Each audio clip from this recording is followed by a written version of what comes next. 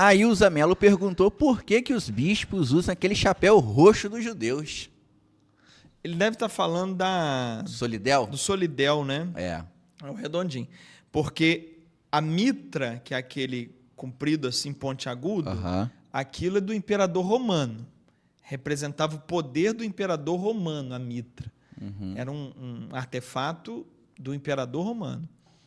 O solidel, que é o redondinho, nem sempre é roxo, né? Não. Vai depender do tempo litúrgico.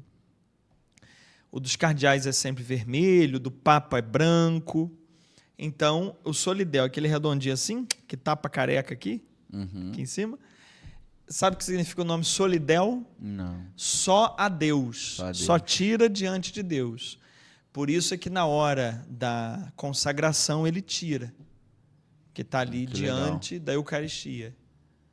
São roupas e vestimentas que têm seus símbolos tanto no judaísmo como na tradição romana, né? Eu posso dar uma sugestão? Sugira. No Noar Podcast, a gente recebeu o nosso bispo da diocese. A gente conversou justamente sobre esses símbolos, né? E ele explicou detalhadamente o que é cada coisa, né? O báculo, né? A mitra. Então, é só você olhar lá no nosso podcast lá, Bispo Dom Luiz Antônio. Tá lá. Então, eu vou te dar outra sugestão. Coloca na descrição do vídeo desse aqui o link desse episódio. Tá. Então, atenção você. Coloca. Dá para botar já no comentário fixado, Thalia? Dá. Dá? Então, no primeiro comentário fixado aí, já está o link para você achar. Coloca nos dois. Coloca na descrição do vídeo e no comentário fixado. Noar Podcast, Dom Luiz... Antônio Ritt. Dom Luiz Antônio Ritt. Dom Luiz Antônio? Dom Luiz Antônio. Lopes não tem, né? Tem Lopes? Não, acho que... Só que não é falado, também, né? Não é muito grande. Dom Luiz Antônio Ritt, tá bom. Aí tem o link aí da entrevista com o Tiago. Isso aí. A Maria Auxiliadora gostaria de saber um pouco sobre a função do padre exorcista na diocese. Fazer exorcismo. A função de um padre exorcista é fazer exorcismo. Toda diocese, o direito canônico pede isso, tenha um padre exorcista. Então o bispo avalia por critérios dele qual é o padre que pode ser o exorcista da diocese. Então, nomeia um padre com essa função de fazer exorcismo.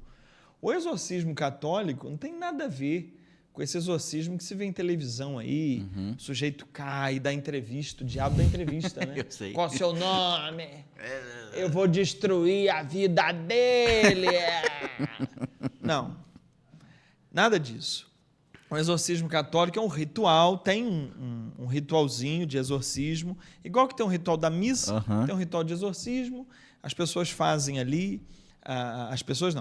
o sacerdote faz ali a condução do rito e faz as orações, as bênçãos, é uma coisa tranquila, não deve ser em público, nem pode ser filmado, nada, para preservar a identidade da pessoa que está ali recebendo aquela oração.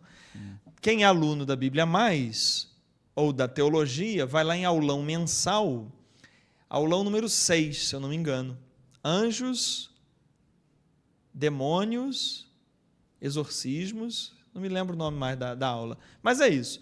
Aulão mensal número 6, sobre anjos, sobre demônios, sobre exorcismos. Vai lá na Bíblia Mais, assiste. 3 horas, Tiago. Uau. De explicação sobre tudo isso. Sim. O padre que não é o exorcista oficial da diocese, ele, numa situação que ele encontra, ele pode fazer a oração desse ritual aí de exorcismo? Ou não pode? Não sei.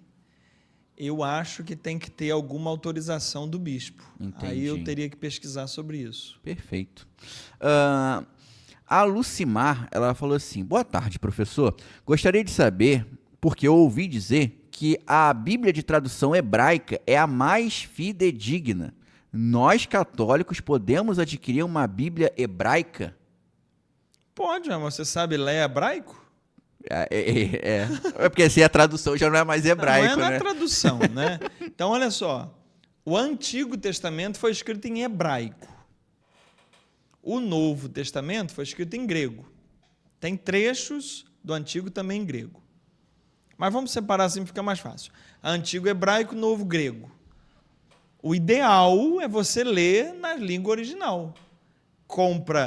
Tem uma Bíblia chamada Bíblia Sacra. Bota aí que você vai ver. Bíblia Sacra. Ela está lá, o Antigo Testamento na língua original, o Novo Testamento na língua original. Ótimo, você sabe ler? Se você souber ler hebraico e grego, compra, é maravilhoso. E aí você vai até notar, Tiago, uma coisa interessante, que tem erros de tradução nas nossas Bíblias. Tá? Por exemplo, eu estou com a Jerusalém aqui. Uhum. Jerusalém é uma das melhores para estudo, mas tem coisa traduzida errada aqui. E aí, quando você vai comparar com o original, está errado. Está errado. Mas é coisa de menos de 5%, né? Uhum. A maioria está tudo certo.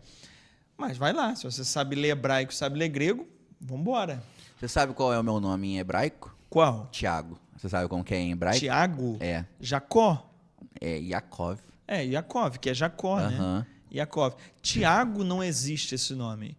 É Jacó, que é São Tiago,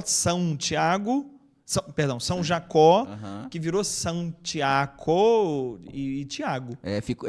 É como seria Santo Iago, né? Só que aí juntou, ficou Santiago. Santiago. Aí Tiago, e aí Tiago. ficou Tiago.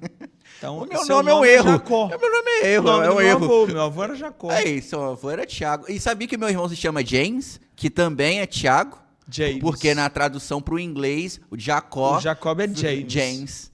E meu irmão se chama James. Minha mãe botou o nome sem nem saber. Tiago e James. Exatamente.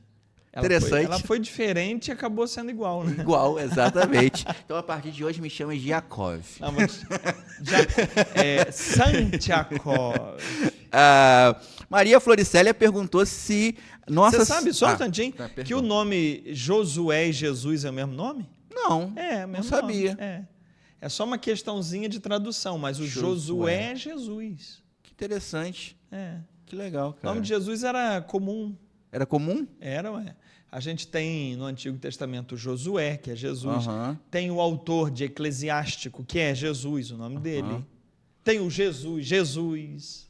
Que interessante. E tem o Emanuel, né? Que é Deus conosco, né? Que é o... mas é um título, né? É um título. Que depois que virou nome, que as pessoas botaram o nome de Emanuel. Depois virou nome, mas na Bíblia ele é um título. É um título. Título de rei.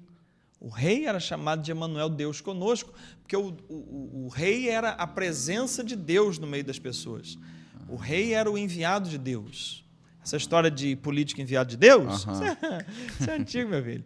Então, o Emanuel é o rei. Que legal. Muito bom, muito bom.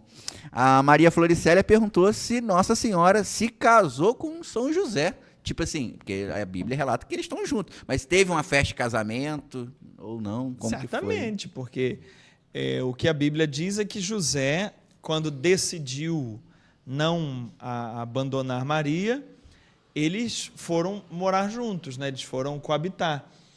Sendo que, na cultura bíblica, a cerimônia de casamento não era uma coisa religiosa como tem hoje. Era uma festa comum de duas famílias. Eles faziam uma festa, a noiva era buscada na casa dos pais pelo noivo e pronto.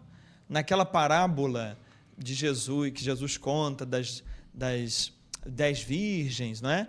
Aquilo ali a gente vê a cena do casamento. O noivo vinha com os amigos dele e buscava a mulher em casa. Então, você vai casar com Thalia. Thalia estava na casa dos pais dela, você atravessava a cidade, buscava a Thalia e levava para sua casa. E tinha as festas, bebidas. Jesus foi numa festa dessa de casamento, tal, e celebravam, tal. Não era uma atividade de sacramento, religiosa, como se tem hoje. Mas casaram, porque foram morar juntos, as famílias entregaram um ao outro, né? Tá bom. Está casado. Tem que fazer uma diferença, Tiago, entre casamento e matrimônio. Sim. O matrimônio, como a gente conhece, surgiu quando mesmo? Eu acho que você já falou isso aqui em outro podcast, só para refrescar a memória. Mais de 300 anos depois de Cristo é que começa a ter essas cerimônias. Agora, a cerimônia mesmo, completinha, a ideia toda de sacramento é de 500 anos para cá. É de 1500. Mas veja, você tem... casamento, que é o quê? duas pessoas adultas que resolvem morar junto, compartilhar a vida. É casamento.